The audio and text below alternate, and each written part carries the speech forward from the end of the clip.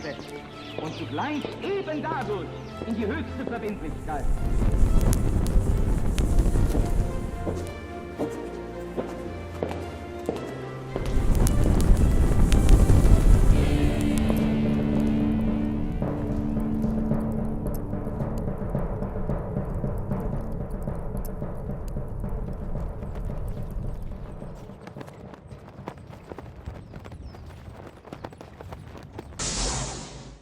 Sean todos ustedes muy bienvenidos a otra emisión, como hacemos siempre aquí desde Conclusión TV, de La Brújula, programa que hago, no me voy a cansar de repetirlo, con un gran amigo, Lucas, de Pablo Javier Davoli. ¿Cómo estás? Muy bien, muy cómodo como siempre aquí en Conclusión TV. Digo Pablo Javier porque vos siempre firmás Pablo J, ¿no? No, siempre... soy de colocarlo, sí. Bien, soy de colocar la inicial del segundo. No estoy revelando ninguna intimidad. No, para nada. Soy de colocar la inicial del segundo nombre, sí, es cierto. Pablo, bueno, hoy tenemos un tema para compartir con la gente que... Antes que nada, sí. Este programa está consagrado a la Virgen de Schoenstatt, lo decimos, bien. A veces lo decimos al principio, a veces lo decimos al final, pero tenemos que decirlo porque si no los propios seguidores del programa nos llaman la atención. Nos lo hacen notar y hacen muy bien en tirarnos de las orejas. Bueno, hoy hablamos de un tema que nos atraviesa a todos, eso quería decir, un tema, que es difícil en tanto que abarca muchas aristas, es un tema que tiene múltiples dimensiones de análisis, que a lo mejor requiere de algún expertise, por ejemplo, en urbanismo, que yo particularmente lo admito, nobleza obliga, no tengo, y probablemente vos tampoco, pero que sí como ciudadanos, claro, indudablemente a todos nos toca y nos atraviesa, que tiene que ver con el tránsito, pero el tránsito no solo en la mera circulación vehicular, sino también en un concepto más abarcativo que tiene que ver con las nuevas formas de ataque encubierto a la libertad ambulatoria. O sea, la idea de libertad ambulatoria como una forma fundamental de libertad del hombre. Es decir, si yo hoy hiciera con vos un ejercicio, como se le llama, de brainstorming, digamos, de torbellino de ideas, y uno le pidiera a la gente palabras asociadas a la libertad, seguramente en algún momento la movilidad es una palabra que saldría entre las primeras 10 asociadas con alguien libre, mientras que en la inmovilidad se opone, por supuesto, a quien no es libre. Es decir, si yo tuviera que pensar a alguien libre, imaginaría, creo yo, si me equivoco me corregirán, a alguien que en principio puede moverse. Es decir, alguien que no está en libertad está maniatado, encadenado, prisionero, está inmovilizado. Claro. Es decir, topológicamente hablando, esto quiero ponerme bien serio, topológicamente, haciendo un análisis espacial de la espacialidad de las cosas, la inmovilización es la privación más rápida de la primera propiedad del cuerpo, es decir, de la primera propiedad del cuerpo, mantenerlo inmóvil, que cercena, por supuesto, la libertad. Por supuesto. Entonces no es un tema menor la inmovilización de las sociedades a partir de la restricción, de restringir las libertades ambulatorias, que me parece que ese es el meollo del tema que nos convoca. Que aparte, como bien decís, y más allá de la formalidad jurídica, porque esa formalidad jurídica responde o contiene una sustancia, se trata de una libertad fundamental. Claro. Porque de la posibilidad de ejercicio efectivo de esa libertad dependen la calidad de vida, la satisfacción de determinadas necesidades, por no decir prácticamente todas, o por lo menos muchísimas de ellas, dependen las posibilidades que tenés de crecer, de desarrollarte, tanto a nivel personal como a nivel comunitario, de ser feliz. Depende, digamos, o sea, un montón de otros derechos, también muy importantes, y de libertades, dependen, en definitiva, de esta libertad, también de otras, ¿no? Pero de esta libertad en particular, digamos que por eso la calificaste muy bien de fundamental. Y en ese sentido, yo creo que muchas veces la restricción de la capacidad para desplazarse y de las posibilidades concretas de desplazamiento responden a un propósito de ingeniería social. Bueno, por supuesto. De hecho, si uno busca material... Cuando es deliberado, obviamente. No, por cuando supuesto, es una restricción obviamente. deliberada. Si uno busca material teórico afín, va a encontrar autores que han hecho un rastreo genealógico y arqueológico, por ejemplo, de las cárceles.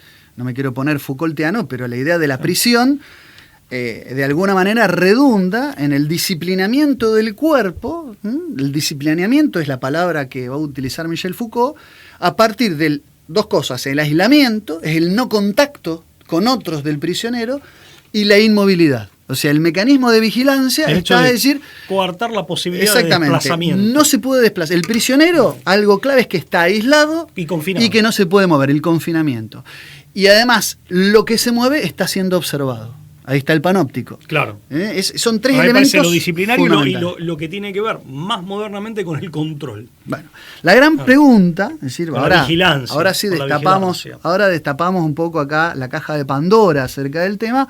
La pregunta es: ¿cuán libres somos de desplazarnos? Hoy estamos atravesados por un mundo complejo que se dice global, que se dice interconectado, donde tenemos la posibilidad incluso de viajar a través de la internet de un punto a otro a la velocidad de la luz, porque yo puedo estar simultáneamente a través de una pantalla de una notebook hablando con mi primo que vive en Palma de Mallorca, como si de una ventana que atraviesa el océano se tratara, y puedo estar hablando y dejar ahí una comunicación de videollamada e interactuar, levantarme, prepararme un café y volver.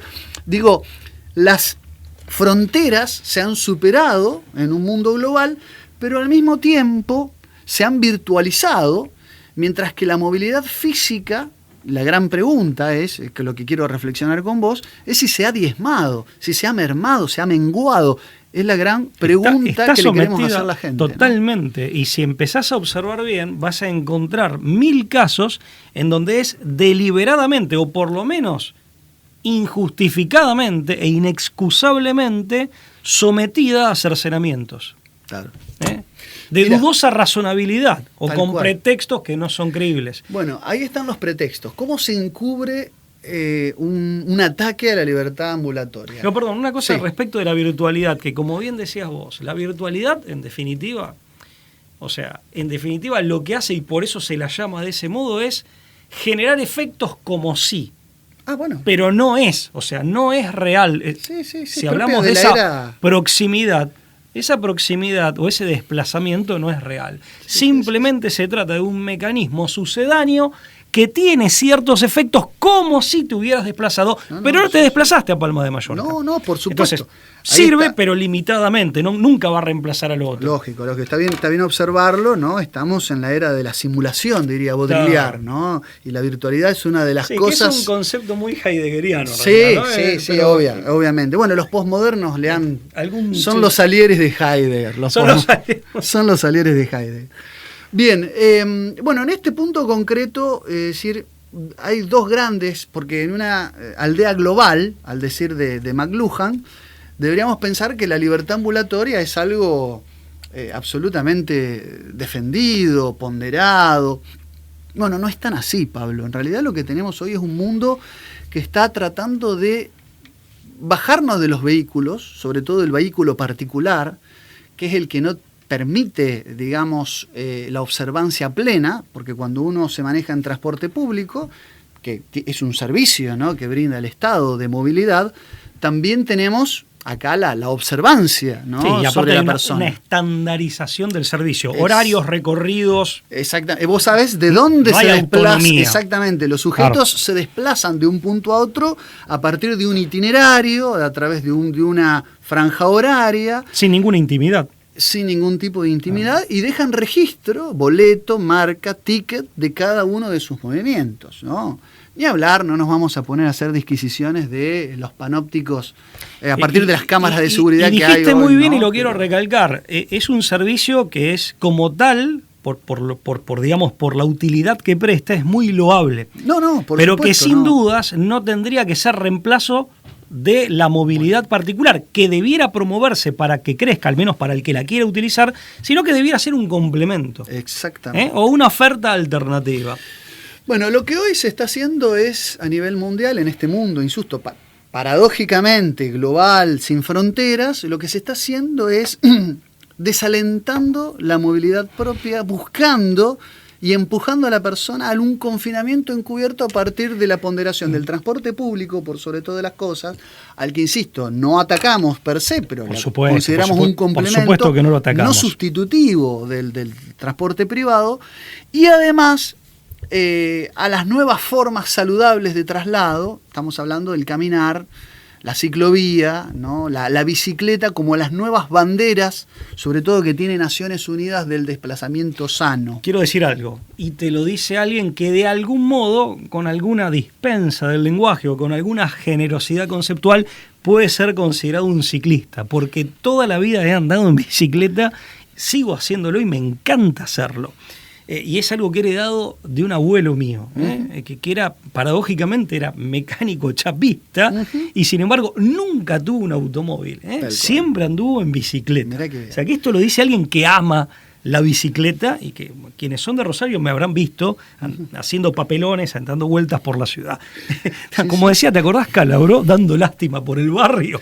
¿Te acordás? Bueno, ahora te digo una cosa, ciertamente que son medios, son vehículos o son medios de desplazamiento, digamos, cuyas posibilidades y cuyos alcances son mucho más acotados que en el caso, en comparación con el transporte automotor. Bueno, la por mil razones, mil razones.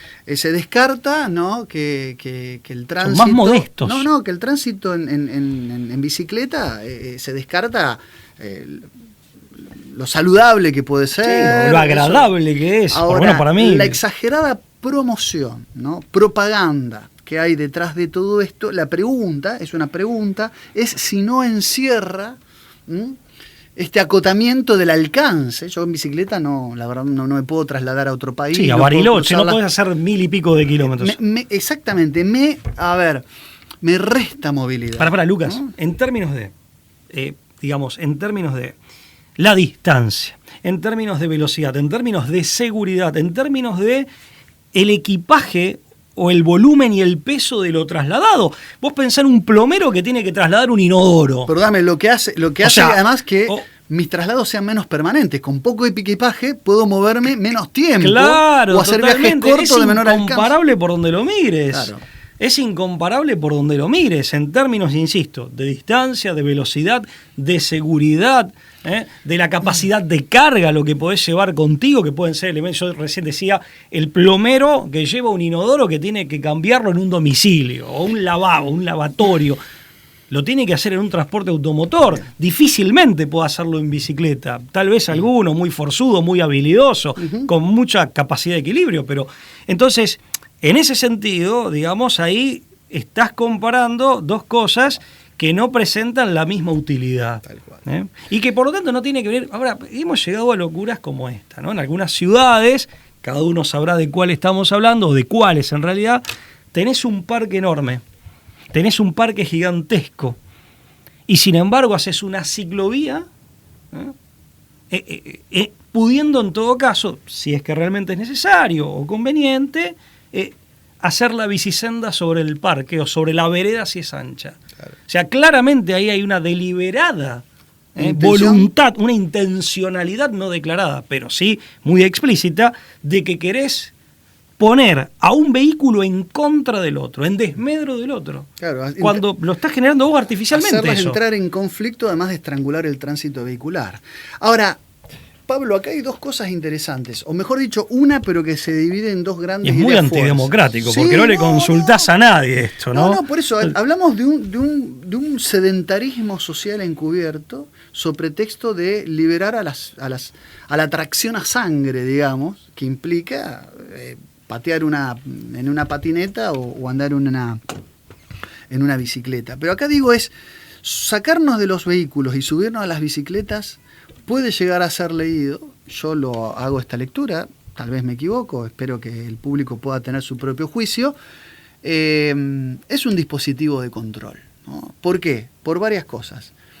El 28 de octubre del año 2021, la ONU, hay dos excusas, porque no son justificaciones, son excusas. Una es el tema de la intención loable per se de bajar la siniestralidad en materia de muertes por choques de tránsito.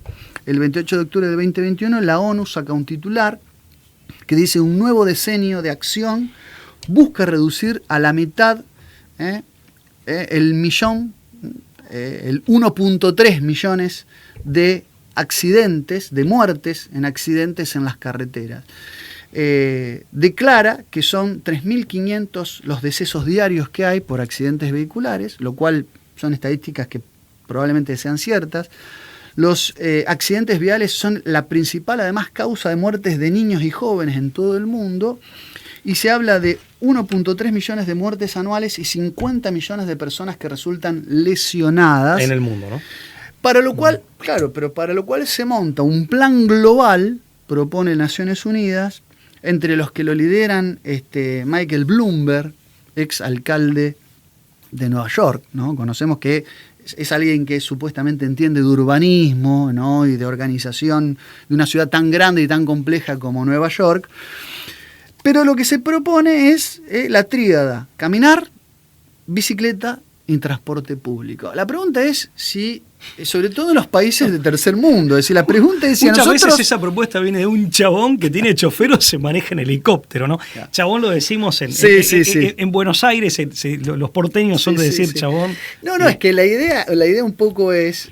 una persona quiere decir, ¿no? Esto, sí, esto ¿no? se lo escuché decir... Esto se lo escuché decir a un periodista argentino, Santiago Cunio: nos quieren subir a la bicicleta para que ellos puedan seguir desplazándose tranquilos en jet privado. La verdad es que la pregunta es si todos nos vamos a subir a la bicicleta. Te lo dice un tipo que fue, por eso te lo dice un chabón que fue alcalde de Nueva York, claro. O sea... Pero entonces vos mandás al resto a pedalear, que aparte, insisto, esto te lo dice un tipo que pedalea, pero lo hago, digamos, de motu propio, o sea, por propia iniciativa, porque me gusta, y aparte, no todo en mi vida, no todo desplazamiento, digamos, lo hago. Pero bueno, o sea, volvemos al tema de... Acá la pregunta es si este paternalismo realmente me cuida de esas estadísticas de muerte por accidentes viales. A la luz de las propias estadísticas, no pareciera ser así. Primer punto. Bien. Porque estas políticas ya se han implementado. Segundo punto, que es una observación que uno pero puede además, hacer. Como decís, hacen convivir a la bicicleta. Claro. Se supone que la siniestralidad bajaría si todos, absolutamente todos, estuviéramos en bicicleta. El problema es que hacen convivir, digamos, al tránsito vehicular motorizado con bicicletas, generando peores resultados a nivel estadístico. Aparte, la bicicleta requiere de una cierta, de gozar de buena salud, en principio, ¿no? Y aparte de gozar o de tener, digamos, ciertas condiciones físicas. Claro.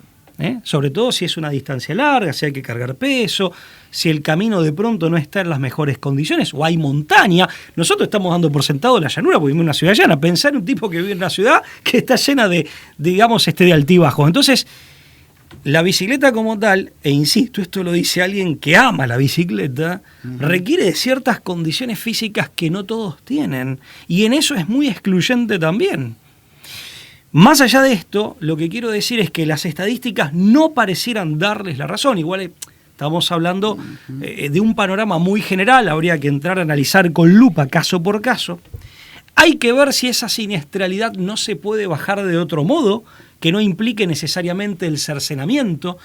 En derecho siempre decimos que cuando uno adopta la medida, para lograr el objetivo, debe adoptar la medida que es menos gravosa en términos del cercenamiento de libertades que en principio son lícitas, o que el recorte de derechos. No hay que recortar derechos inútilmente si hay alternativas, que para lograr el mismo objetivo no implican ese recorte. Y además eso hace el test de razonabilidad, es el principio o subprincipio en realidad de proporcionalidad, pero además, Lucas, hay ciertas medidas que se toman a caballo de estas excusas o de estas razones, como lo quieras ver, que complican al tránsito y que incrementan la siniestralidad. Pablo, esto me lo decía un accidentólogo, muy amigo, que me decía, muchas ciudades de avanzada han logrado bajar la siniestralidad liberando el tránsito y no estrangulándolo, ¿Vos sabés es que decir, son-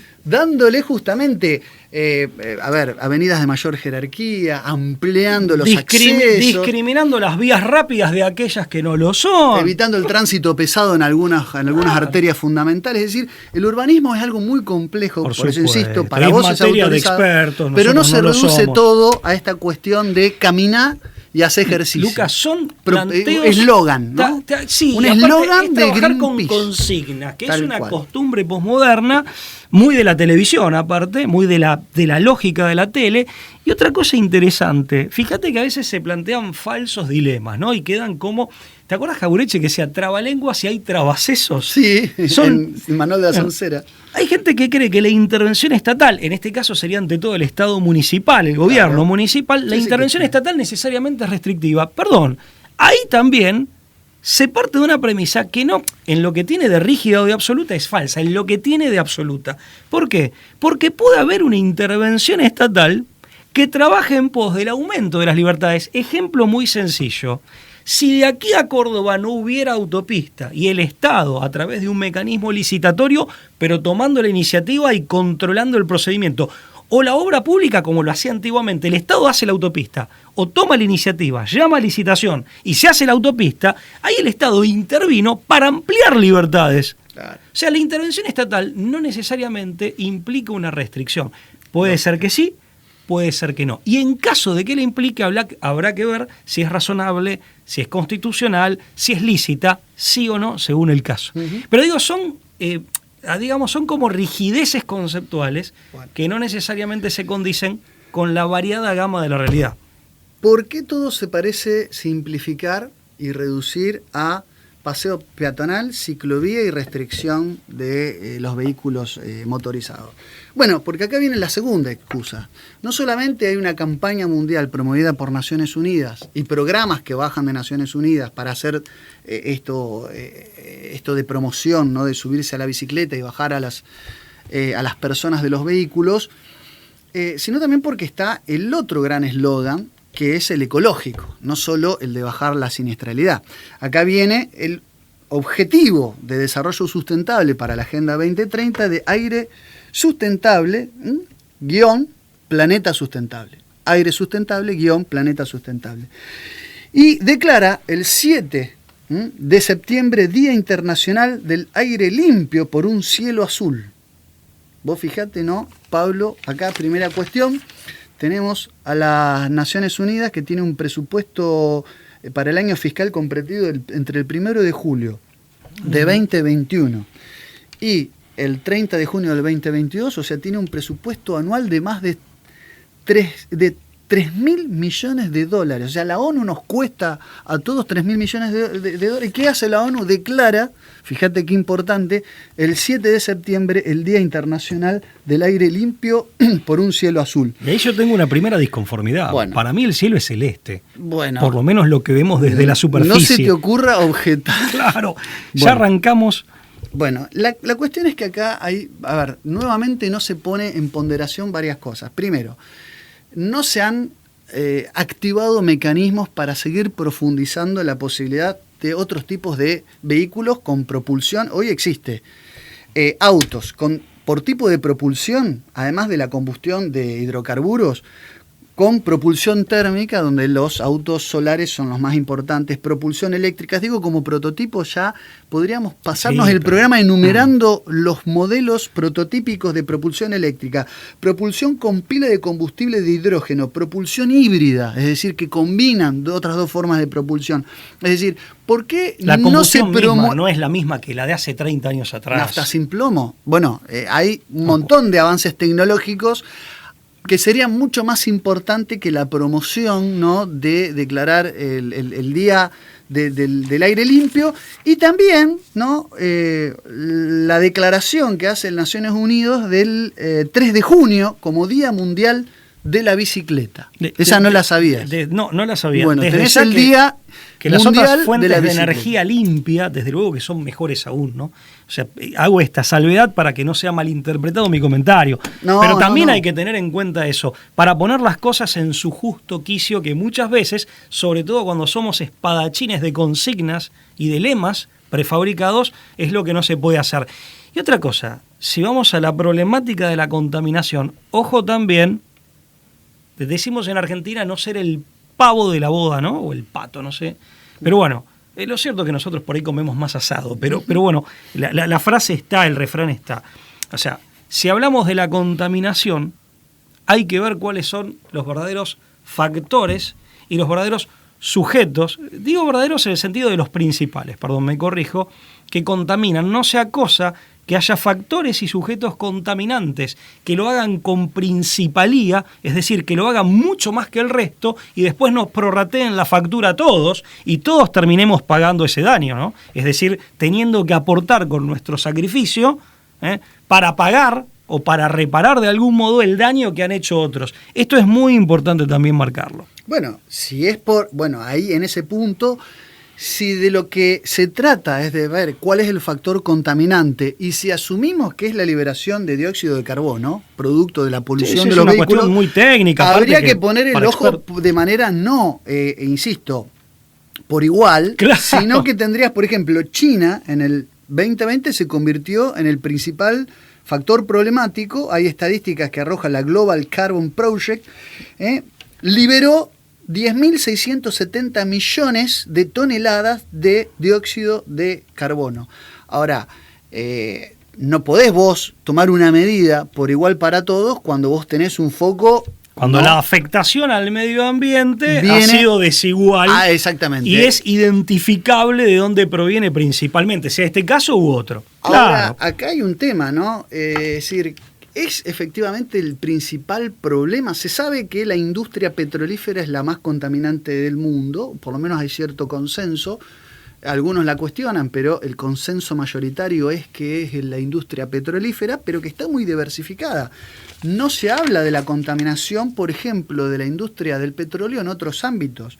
Vos hoy te levantás, hay un artículo de la BBC que a mí me llamó mucho la atención, y si vos te pones un atuendo de poliéster, el poliéster, que es la fibra más usada para hacer ropa en todo el mundo, implica 70 millones de barriles por año para producirlo, y el poliéster tarda más de 200 años en descomponerse. O sea, la ropa de poliéster es petróleo y es contaminación. Ya habíamos hablado, cuando hablamos de medicina moderna, siglo XX, habíamos hablado de cómo el petróleo tiene usos que... El benceno para hacer medicamentos.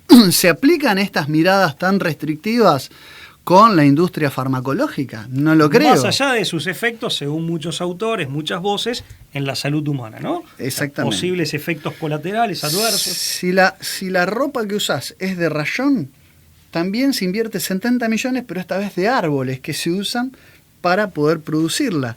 Si la ropa que vos usaras y todos usáramos ropa de algodón, el cultivo del algodón implica la utilización del 24% de los insecticidas y el 11% de los pesticidas que se afectan a el cultivo de algodón por ser justamente un producto natural y que contaminan estos pesticidas tanto el agua como la tierra. Digo, establecer y reducir la contaminación a la liberación de dióxido de carbono, el CO2, y además repartir como consecuencia, además de rimbombantes y declarativas propuestas, insisto, de la ONU que nos cuesta a todos 3.000 millones de dólares al año, ¿no? Donde el secretario general de la ONU hace una declaración diciendo que la bicicleta es transgeneracional, que además implica una mejora en la calidad de vida para quienes la usan, teniendo en cuenta lo que vos decís de que deja afuera a quienes no reúnen las condiciones físicas para poder utilizarla,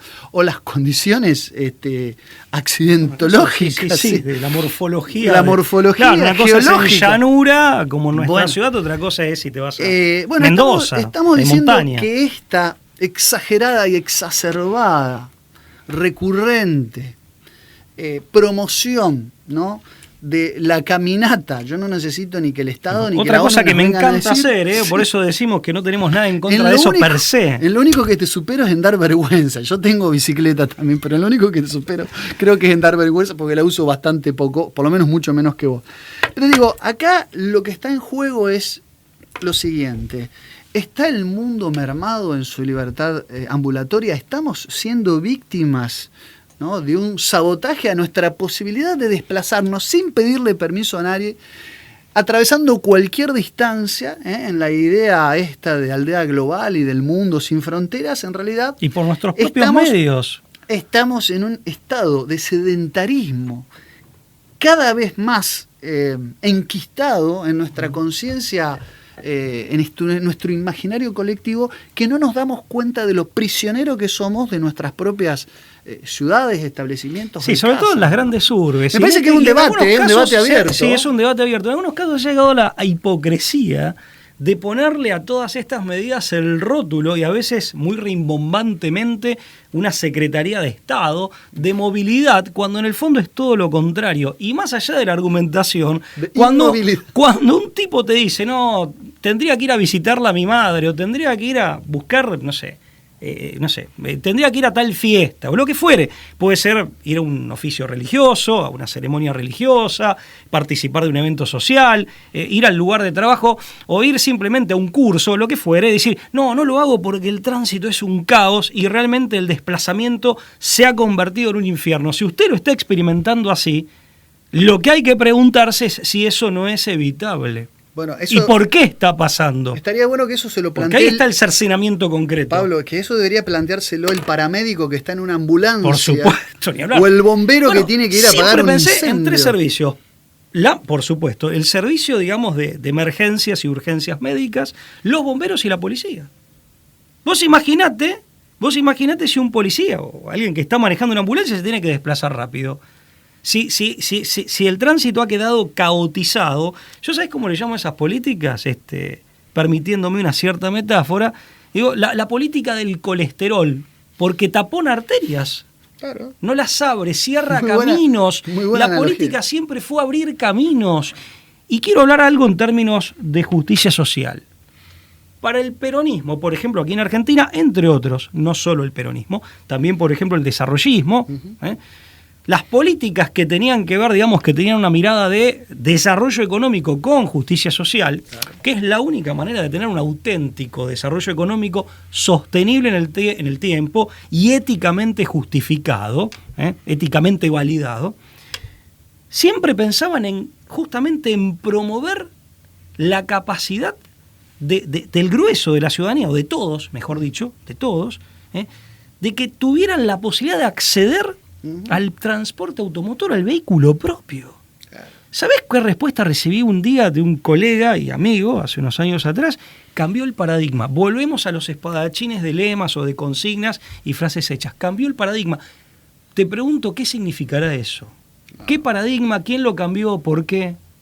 ¿Por qué cambió? O sea, ¿cuál era la auténtica política de desarrollo económico, promoción social, la independencia económica y la justicia social en términos del peronismo? Claro, era decir, que llegue el trabajador, el hombre de la clase humilde, que llegue a la casa propia, que llegue al auto propio, que llegue a... Independencia. Eso era empoderarse con una terminología que es de nuestra época. Claro. Y ese hombre, justamente...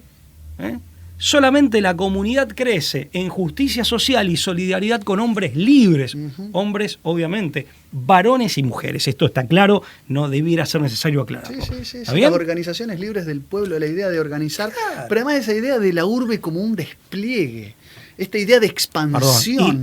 ¿no? Sí, y hay una idea que viene de Roma y anteriormente de Grecia. En términos del derecho romano, digamos, la cosa pública, más allá del término para referir de donde proviene república, de los asuntos públicos, la calle era cosa pública. Estaban las cosas comunes y las cosas públicas. El pueblo, la comunidad es la dueña de la calle. Y decide cómo se desplaza, y hay un coordinador. La autoridad pública es un coordinador, no un obturador. Claro, ordena, pero ordena para facilitar. Para facilitar y para que todos tengan la máxima posibilidad, no para achicar posibilidades, en este caso, de uso de la vía pública para el desplazamiento. Esto es muy importante conceptualmente, pero tiene que ver también con la enajenación de la cosa pública, tanto ámbitos como asuntos. El ciudadano no se apropia de lo público, claro, está enajenado, está afuera, está privado, está mermado de participar en la decisión de cómo utiliza lo público. De que la calle es del pueblo, tiene profundas raíces grecolatinas. Obvio. Profundas raíces grecolatinas. Claro. Pablo, creo que hemos dicho lo justo y necesario. Gritamos hoy, pobre acá. Es Nos que van a cuando uno matar, habla de tránsito, es que ya me siento, a ver, saliendo de acá y prendiéndome de la bocina para insultar. No, pero evidentemente... nunca con el conciudadano, que está padeciendo lo mismo pero es que verdad uno. que uno de los efectos colaterales, además de todo esto... Nunca agarrársela con el conciudadano. No, pero por supuesto. Claro, si no queda... Pero vale para agarrársela decir, con el conciudadano. No, como consecuencia, como efecto colateral de todo esto, el derrotero de todo lo que dijimos, a veces trae grandes saltos de estrés, de enemistad entre los ciudadanos. Claro, que es lo que hay que turba evitar, los ánimos. Crispa los ánimos. Y genera un estado, insisto, de psicosis colectiva, de neurosis, mejor dicho, colectiva, donde somos intolerantes, ¿no? Hay cada vez más grados comprobables, ¿no? Y casos, por lo menos, que salen en los medios de agresividad, incluso desmedidas, desproporcionadas por situaciones que tienen que ver con el tránsito. Nuestro conciudadano, digamos, el conductor del auto de al lado o el colectivero está padeciendo lo mismo que uno, ¿no? Entonces, en ese sentido, hay que dirigir los reclamos y las quejas a quienes corresponde, y no agarrársela con el del lado. No. Esto ha sido todo un comentario acerca, esta vez, de la libertad ambulatoria y del tránsito aquí en La Brújula, como nunca antes habíamos hecho. Pablo. Chao, hasta luego. Hasta la próxima.